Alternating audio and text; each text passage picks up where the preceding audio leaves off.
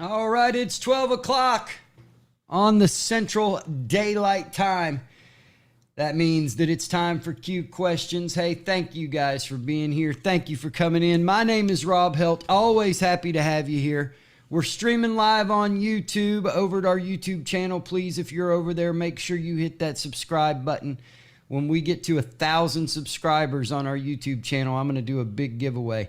And I'm not talking a couple $100. I'm going to do a big giveaway. All right, I'm going to do a big giveaway. So tell your friends, tell everybody you know.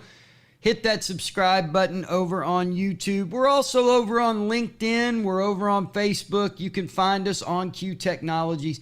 Love if you would do that for us. Hey, last week, want to thank Ryan for being with us on the show, Ryan Connect. We were doing it live from DC, and we were having a great time over there. We got to work on a lot of things, and I want to tell you about something that's coming. I don't have a time limit on this. I am complete with my portion. However, it is going to go live to you guys, I'm going to say within a couple weeks, but please don't quote me. We're going to start something new where you can get training where you may not want to get a full day of fundamental training. Let's say you're not ready to get your advanced training, but you just have a couple of things, you need to be trained on. You're going to be able to do an a la carte style training. You're going to be able to go over to our website and you're going to be able to say, I want to do an hour's worth of training. I want a trainer in here with me. I want to be able to ask what I want to ask and them train me on what I want to be trained on. And if you can fit that within an hour, boom, you just sign up, you get your hourly. We're going to be able to do that for you here at OnQ. We want to give you as many opportunities as we can to learn and use this software because you are our greatest asset.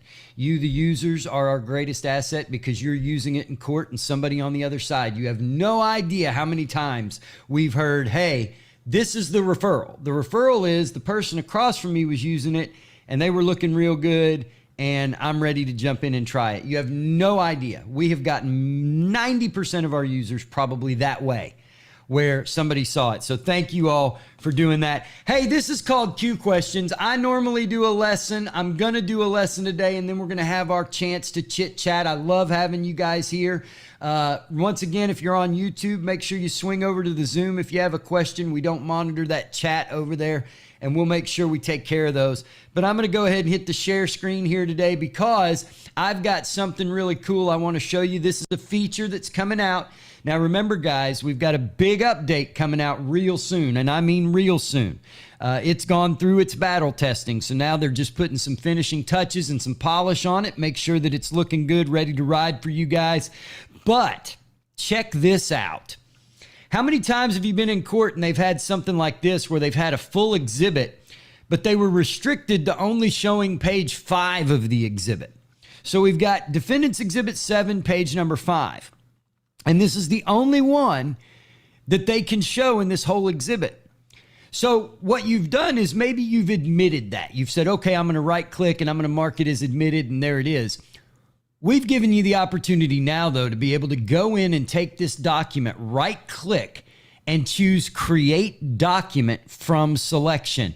So I'm going to go right here and I'm going to say Create Document from Selection. I can give it a new document ID. Right now it's 7, page 5. What if I did it D7_1? And I said, okay, now what that's going to do is that's going to bring that page only for you in a whole new exhibit right here. And hey, what's even cooler about it is you can take and go in, and when you decide to make one of these a document from selection, one of those annotated documents, you can go in here and it will let you copy your annotations. It'll let you flatten your annotations as pages in the new document, so you're not going to have any of that artifacting there. And you can exclude annotations if you wish when you're creating the new document. So we've given you that ability to be able to do that. Hey, something else that people have asked, just real quick, guys, something else that people have asked is they've said, hey, I want to know when this document was admitted. Did you know if you push F4 and just go to your properties, you're going to see right here in the bottom, you're going to see that this was admitted 9/3/25 at 12:03 p.m. Now, you can edit that date and time if you wish. That's up to you, the user. But as you can see, it gives you the time that it was admitted. That can come in handy for multiple reasons. And these are the kind of things that our training gets you, is these kind of abilities to say, hey, when would I use that? When would I want to use that? How is that good for me? How is that good for me? So I'm going to go ahead and stop the share, and I want to open this up now to you guys. Like I said, these things can be as short as 5 minutes, or they can be as long as 30 minutes, depending on what we're talking about and what we're doing. Everybody over on YouTube, if you've got questions, make sure you try to come to our live session over here on Zoom, where you can get in and ask any of the questions that you want. Doesn't matter what it is, can be anything about anything. And as I've always said, I'm not going to let the truth get in the way of a good story. So I may give you the right answer, or it could be wrong. Who knows? But I'm going to go ahead right now and open it up for questions. Anybody got anything? Go ahead. All you have to do is unmute. As soon as you unmute, I bring you in and we're good to go. Anybody have anything before we go? I'm going to go look at this chat too while I'm waiting on some people here to unmute. All right. Ashley says, when I click mine is only checked to mark green. How do I get it to highlight green? All right. Well, there we go. Look at that. CAA. I don't know who that is. CAA, thank you for being here, and thank you for answering that question. That's exactly right, Ashley. Now, this is what we do over here. This is what we do over here is we take questions like this. If I'm going to hit the share button, let me give you a couple of tips and tricks here. If that wasn't very clear to you. What you do is you go underneath of the publish lock right here, and here are all of your things. You can shade your icons. You can shade your admitted label right there. Look at that. I can turn it off and on. And then I can change that color to whatever I want it to be, because sometimes I don't want things staring me in the face. But I will tell you guys on that note, this one right here, the show unadmitted indicators, that's everything that's got that red X. So if it's not been admitted, it's got a red X on it. I'll tell you, my personal preference to turn that off drives me nuts. I don't have it, but some people may like that, and it's there for a reason. So it's not a bad thing to have to be able to do that. All right, I'm back. Let's open up questions. Anybody have one for today? It's called Q Questions. We want to answer any question that you have. First one that starts normally gets everything there. Ashley, thank you very much. You can unmute and tell us that in the channel, and you can tell us how you use that feature. Do you use that feature at all? Have you admitted your exhibits in court? How's it working for you? Those types of things. But thank you very much. We put that in because it's just been needed for a long time, and I think people have wanted it. I think people have wanted the ability to do that. Hey, and I'm going to tell you guys also, you may want to tune in next week. I've got something special I'm going to show, I think. I wrote it down here. I'm going to show you guys something special. We've talked about the auto sync. I think I'm going to let you guys see that work. Next week, we may just do one right here live. We'll just auto sync a transcript to a video. Yeah. All right. Anybody have any questions? There's Danny White, my man. Danny, how are you, brother? Good, Ashley, man. Ashley, I'm going to get to you next. Hey, Danny. Hey, won't you show what I was able to show you or tell you the last time? Yes, I will. I will do that right now. As a matter of fact, I'm glad that he brought that up because I need to go ahead and show that. Guys, I am a huge proponent of going in here, and I get all this stuff out here. And I do have something to add to that too, Danny, as I was talking to my colleagues about this. I do have something to add. But you can see here, I've got everything collapsed, or I've got everything expanded here, and it's just a lot to scroll. One of the things that I like to do is I like to push F9. Now, when I push F9, I'm going to go ahead and hit my displays and publish this real quick. So now I'm in presentation. Notice when I push F9 on my keyboard, it's doing absolutely nothing because my presentation mode is open. Now, if my presentation mode's not open, I can push F9 and watch what happens.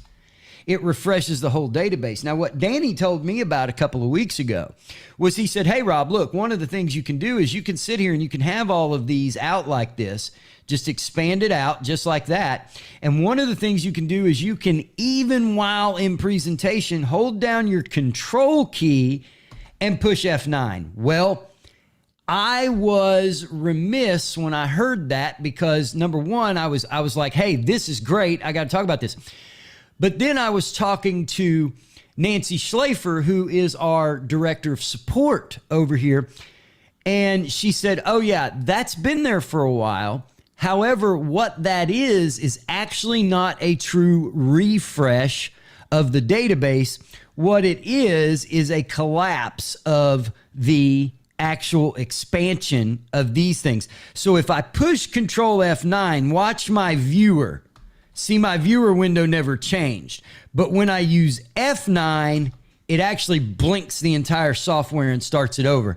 So they do work together. They do work in conjunction.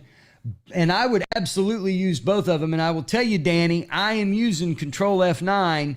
I'm using it during trainings. I'm using it when I'm out here messing around in the lab. I'm using it everywhere. So Control F9 is absolutely a good feature to have. It's a good thing to have in your pocket, good thing to use. And thank you to Danny for bringing that up, because I honestly never would have seen that because it was just kind of buried in there. Ashley, go ahead and unmute. Come on the show. Welcome in. She unmuted earlier, and so we were going to get her to unmute again and see what questions she may have had. Maybe she doesn't want to unmute anymore. And that can easily happen. Hey, I wouldn't want to talk to me either. Anybody else have anything they want to add or talk about? My question was above and my sound isn't working. Hey, that's part of being a tech right there. That's part of being a tech. You gotta you gotta figure out troubleshooting those things live on the fly. Danny B, is there a way to color code plaintiff versus defense or joint exhibits? At this time, there is not. However, you bring up a great way that I've never been asked that question, never thought of it. So on the fly, here's what I thought. Watch this. Let's go to the share screen real quick. You want a color code. Now, I'm not going to be able to color code you down to the ID, but what I am going to be able to do is I'm going to be able to create you. We're just going to do P. All right, we'll just do P for plaintiff. So there's the plaintiff notebook. Let's do another new notebook and let's do D for defendant, okay? Let's do D for defendant. Let's go ahead and open these two up. I'm actually going to select just these two. You may learn something new here. You may learn something new here. Watch this. If you hold down this arrow, whoops, I got to click the arrow because I'm dumb. And you say, okay, show selected notebook in a new tab. You can do that with these selected notebooks, but I'm going to go ahead and show all, so they're right here for me. What I'm going to do then is I'm going to take the plaintiffs or the defendants, and I'm going to run the defendants into this D notebook right here. Then I'm going to come down here and I'm just going to grab a few plaintiffs and shove those into a notebook right there. Oh, I just shoved them into the D. Did you see that? That was dumb of me. So what I'm going to do is come down, select them all, right click, and I'm just going to delete them from the notebook. The files are not going to be deleted. And then I'm going to move them over to the right one. Let's get in the P here. There we go. All right, so then right here, right click on your notebook. Right click on your notebook, go to icon color. This is coming out for you. Change those to yellow.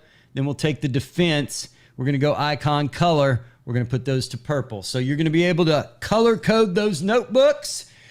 That'll get them in there for you. I don't have a way right now to color code the actual ID itself, but this is definitely a step in the right direction. And so I'm definitely glad you mentioned that.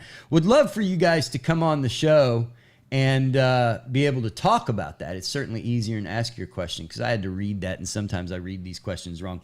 Anyway, if there's nothing else, anybody else have anything they want to get to? Max, come on in here. Hey there, how you doing? How are you, Mr. Pink? I'm doing very well. So I, as usual, kind of just waited and let everybody else have their chance. But I thought that conversation topics help us fill in a nice half hour of chit chat and conversation that was going on here within my office the other day was how much do we as hot seaters interact and strategize with our clients while we're at trial? And just to get things rolling, I end up most of the time getting fairly involved in hearing their strategy, talking about how best to enhance that strategy graphically and become fairly involved in the case. But I know several hot seaters who say that they do not want to have any part of that. They are the presentation robot. So who else has something to say about how involved do you get? Well, I definitely think this is a great topic. I think that's a wonderful topic. Good thing to talk about. I'll tell you my take, and then everybody else can jump on board. And listen, my take and $1.50 will get you a cup of coffee, maybe at Dutch Brothers. I don't know, but I will tell you. Hey, thanks, Danny. No problem. As I gained a reputation, good or bad, as a hot seater, and other lawyers would hear about this, the thing was, you've got more trial experience than everybody you work for. I mean, unless they're a public defender and they're doing, and those aren't even really the same kind of trials necessarily that we do. We've got more in court at the table experience than they do. So we've seen a thing or two about this. I think if a client takes that into consideration, then I will tell you, being involved with them and them wanting you involved is going to happen. I try my best not to involve myself unless they ask. And even then when they ask, I found myself not getting involved as much because if I tell them the truth, well, the truth is your case is terrible and the way you're presenting is terrible and blah, blah, blah. And I just don't want to do that because, I'm in the business I'm in the servant industry. I'm a servant to my client. That's what I'm there to be. I'm there to do for them what they want. But I think getting involved is a wonderful thing. But are you holding yourself out as a tech, graphic designer, graphic people? They're going to get involved a lot more because you're into, what they want to convey and you kind of have to know the strategy. Hot seater, if they involve me, great. If they don't, fine. But I'm going to tell you, I'm probably going to be a homer. I'm probably going to say, hey, oh, you're doing great, man. I mean, I don't see anything, but that you may have been in that venue before. You may know that judge and they may want to know kind of what the tendencies of the judge are and things like that. So from the standpoint of how you get involved, man, I let the client dictate that because sometimes, honestly, they want an entourage and you're the hired help.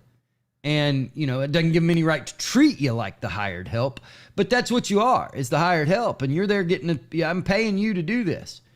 I don't necessarily go get involved in what my construction people are doing or what my farmers that are tending my cattle are doing. I don't get involved in that, right? Because I don't know that business per se, or it's just not my place. It's their job. And I also don't want them to blame me if something goes south.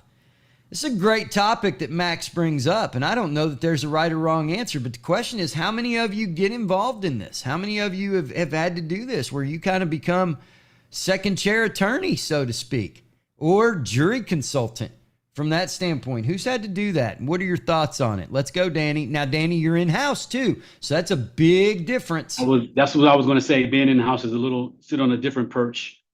However, not dealing with the same co-counsel each time. So some will ask or my person will ask and then go on that discussion. I've had both, but I'm kind of like you, Rob. I'll stay away unless you ask. But yeah, I know there are some organizations that don't take jobs unless they have some input. So that, it's either or. It's either or. Why would that be though? Why? Wait a minute. Okay, hang on, Danny. Why would someone say, is somebody's ego big enough that they would say, and I'm not knocking it, I'm ignorant to this, I don't know. Why would someone say, if I don't have input, I'm not going to be involved? I think they find educated ways to say it, Rob. But from what I gather, a lot of people there are a good amount of people that do what we do are lawyers or were lawyers. Sure. Or in the consulting, what do you call it? The jury consulting type of environment. Right. So if they are doing that jury consultant thing as well, then they bring their JD to the table. I'm a tech guy through and through. We've talked about this numerous times. I'm a troubleshooter. I think logically. I don't think law. You know what I mean? Yeah. Like, Yeah. but that's been my experience. Do you think it's a relevance thing? Do you think it's like in order for me to feel relevant to this case or to what job I'm doing, I really need to have input? It's an ego thing. Sure. Sure. That's all I can. I'm pretty. I would like to hear what Max has to say about that, but I just think it's, it could be an ego thing. As What do sad you think? What do you think, Max? I mean, do you want the influence? Like, do you want to be the guy that's sitting there giving input? I mean, you're making the same money per hour regardless. Okay, well, so first you mentioned the jury consultant, and I'll start with, I usually open the conversation, how much do you want me to be involved before we even really get going? And they sometimes don't even know what I mean by that, and I have to explain, do you want my input, etc. I've had many attorneys say exactly what you said, which is I'm in court a lot more often than they are, so of course they would like to hear what I have to say. I've had jury seating charts at my desk and been making notes about what a juror's facial expressions or body language is telling me because they like that. But more to the point, and kind of to Danny's point, the company that I work for is fairly broad spectrum, and trial consultation is one of the things that we offer as a service. And I come from a graphics background with advertising and publication, etc. So especially if we're talking about visual communication, I have a lot better sense about that than most attorneys will. And I find that as long as I'm courteous about not stepping on people's toes and making sure that it's what they're looking for from me in advance, that a lot of the time the attorneys are very grateful to have one more set of eyes on the jury, uh, an educated response to how are things feeling in the courtroom, and my direct insight into how shall we use, how can we be persuasive from a communication point of view, because in a just kind of a rough sense, we are the whole trial team.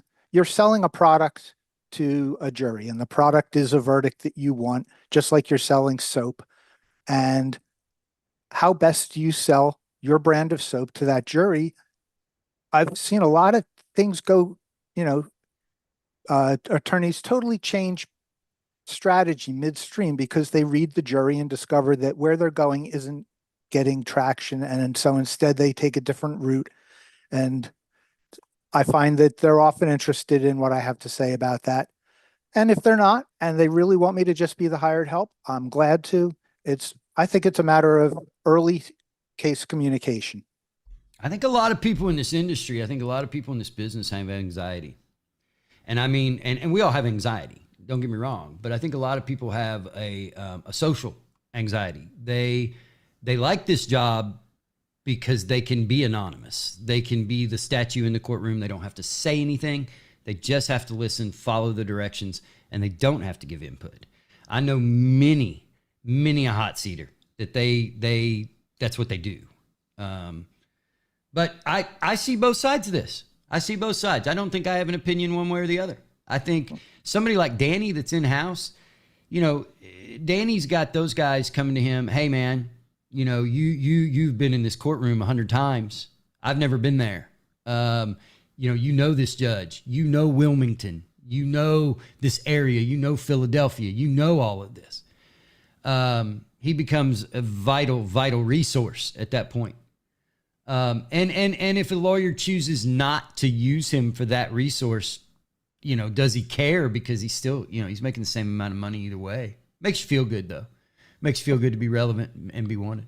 Another thing that comes up, which came up yesterday, is I'm in the process of shooting deposition videos for a client that uses us a lot for all kinds of services. I've been his hot seat operator numerous times. have shot a bunch of depositions with him.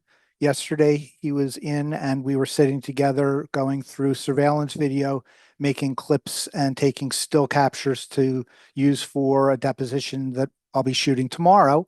And if And the were case, you doing those? And were you doing those in on cue?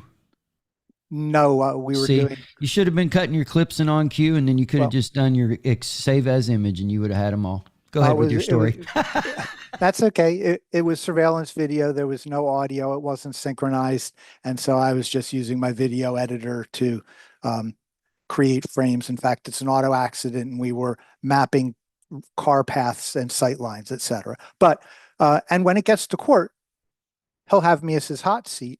Now, here I am. I've attended almost every deposition. I've made clips from things. I've worked on helping him prepare evidence. And so when we get to court, of course, he's going to want me to participate because I've been part of the team since before it was a trial. That happens with us a lot because we have a lot of clients that use us for a lot of different services, which means I'm kind of in the know when it comes to their case. That's I think that I'm telling you, that's a good place to be. That's a good place to be for you. It's a good place to be, in that situation where you feel like you're part of the team. And you're actually doing good work. You're doing things for the team. An attorney that doesn't look to your advice if you have a lot of experience, that's their folly. And hey, everybody's got an ego to a certain extent. So, but yeah, anybody else want to weigh in on that? Does anybody else have to deal with their people in the courtroom and they have to give not necessarily have to give, but they want to give their opinion? I know a lot of people, they don't even want to give it. They're like, no, I don't. Deal you. Yeah, this is kind of just like a parallel.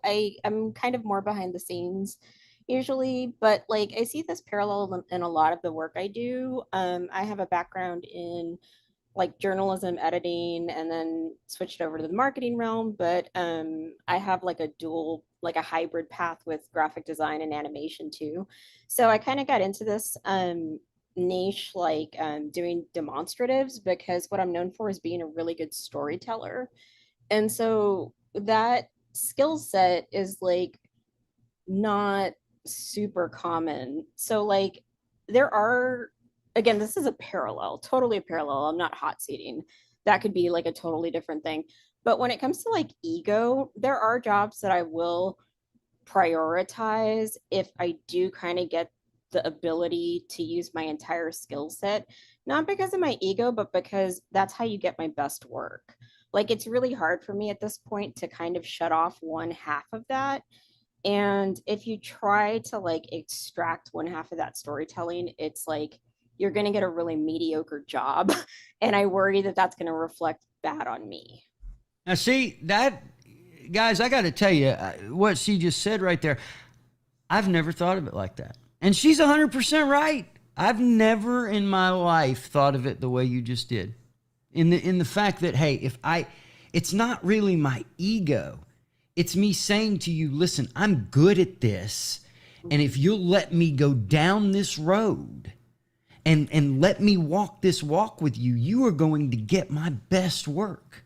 But if I can't do what I want to need to do, then it goes. I'll parallel it for you. I'll put it into our industry.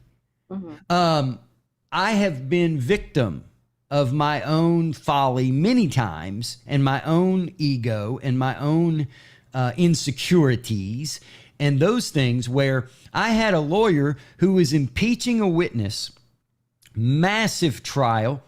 He's impeaching a witness and he keeps going to the Elmo with the transcript when I have the synchronized video right here. And it's like, dude, and finally at a break, I say, hey, listen, all you have to do is give me page and line number. And you don't have to read anymore, have him read it. You can actually have it right there on the screen. You've seen other people do it in a trial. Let me do this. This is what you hired me to do. This is why you're paying me. Well, we didn't talk about these ahead of time. Well, that's my whole point. I don't want them ahead of time. I don't need them ahead of time. Let me get my shine on. Let me make you look good, and it's going to get my shine on because the other side knows that these were not pre-prepared. They know they weren't pre-prepared, but they also go, man, that hot seater's pretty good, dude. That guy, yeah, he's pretty good. That's what I'm marketing to is the other side as an independent contractor, of course. So I get it. I get where you're coming from, Delia. You can't get my best product unless I put some of my swagger into it.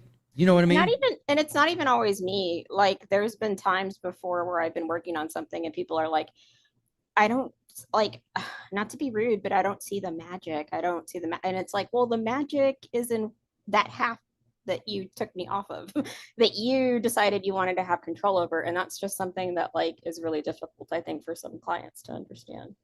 Danny, I guess, Danny, do you deal with that even in-house, right? Like you're dealing with different personalities all the time. How do you juggle and deal with those? You know that with this lawyer you can do this, but with this lawyer you have to do this.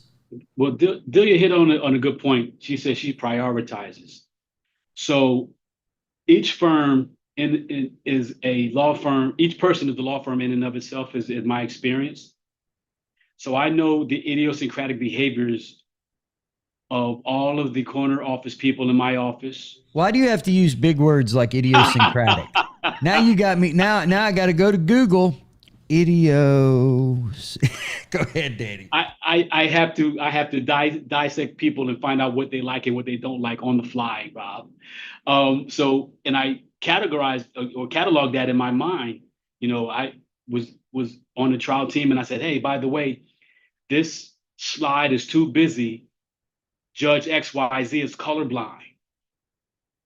So they, you know what I mean? So by me knowing what the judge likes and doesn't like, what this partner likes and doesn't like, you're able to go in and have those conversations, not as you know more than them, but say, hey, by the way, you might want to do it this way because of X, and just let it. They do what they will with it.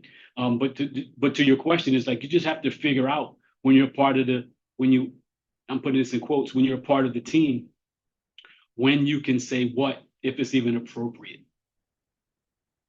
That's the key, is there's a fine line between when you can and when you can't. And, you know, it's very, that's the part, Danny, that we cannot train in this industry. We cannot train the when do you do what? Sure, we all know that when a jury's walking in, you stand. You all know that when the judge is coming in, you stand. When we're dismissing for the day, you stand. We know that. You can learn that. But you can't learn without experience that how to handle each. Because for you, even though you're in-house, every one of the lawyers is your client. So, and they're all different. And there's all different trial teams. And so the ability to learn how to know when to hold them and know when to fold them. That's the key the whole way. And the fact that you can do that is absolutely amazing. Does anybody else want to chime in on this? If you have to deal with this, you have any thoughts on this? Delia has brought us some very good insight from somebody who is not is obviously, I don't know her job, but obviously in the legal field, but not hot seating. But it sounds like kind of a graphical and in the marketing side kind of things. Gives us a different parallel perspective that was right on point. And, you know, of course, this show is Q questions, and it's about OnQ, and it's for OnQ, and it's for our users. However, if this thing drifts off into trial technology, there's nothing like this in the country right now. There's no place that you can go, you can log in for free, and you can sit there and you can have a conversation about what we're talking about right now, which is the shit that you can't teach. And so I want everybody, listen, tell your friends, tell people that you're in the business with, tell your paralegals that may want to learn more about, hey, what do these people do? I think this is absolutely great.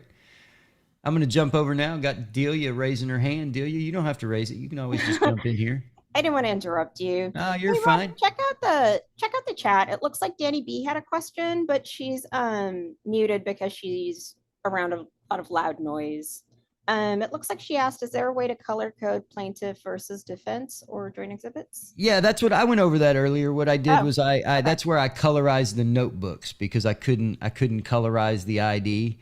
And Okay. and listen, Danny, I know you're in a spot that it's hard for you to hear. This thing's going to be right on YouTube soon as we're done. It's just going right live. So it'll be right there for you to go back and rewatch this thing and you can see where I did that. I can't give you the ID color coded, but I can definitely give you the notebook. Tim, how are you, my friend?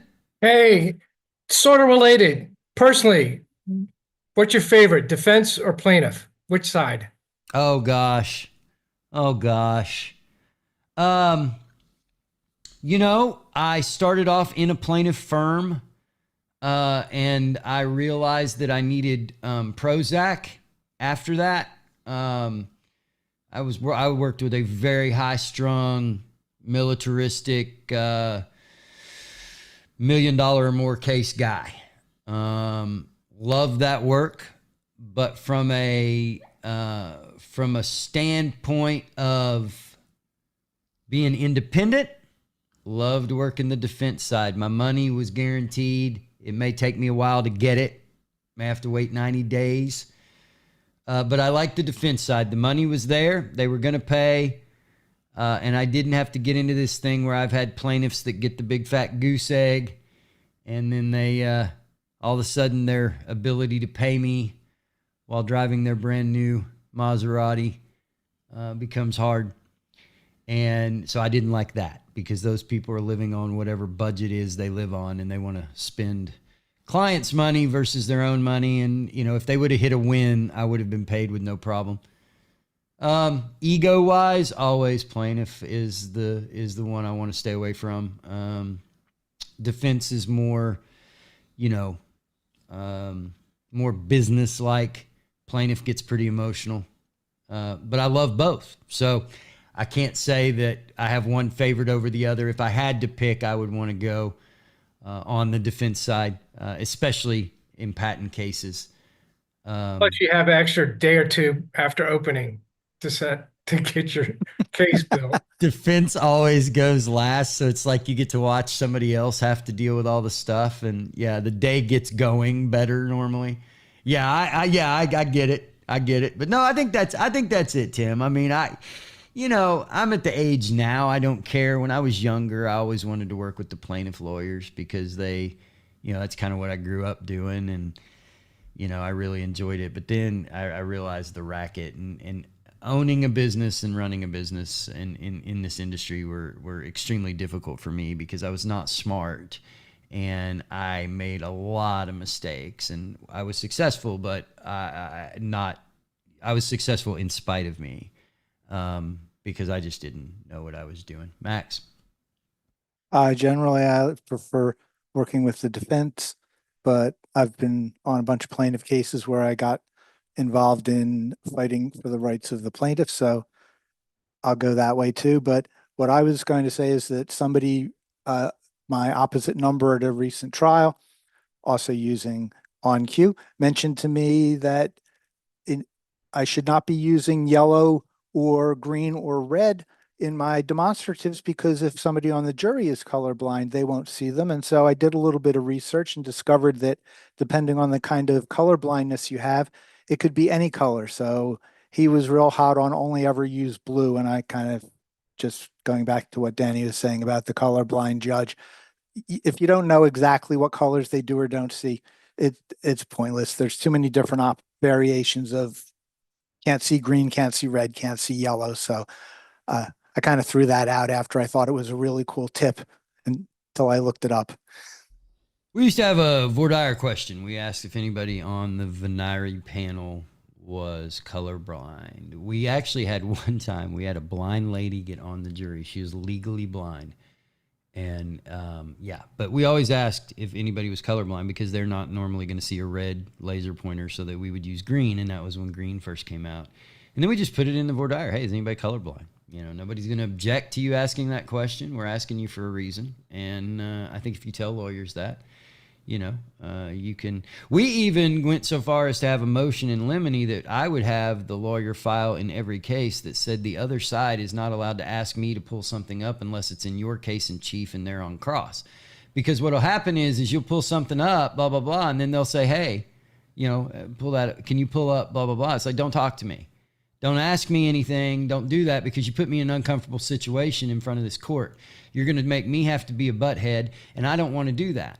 I don't want to look at you and say no in front of the jury now looking like I'm being non-compliant when the jury thinks that I work for the court anyway.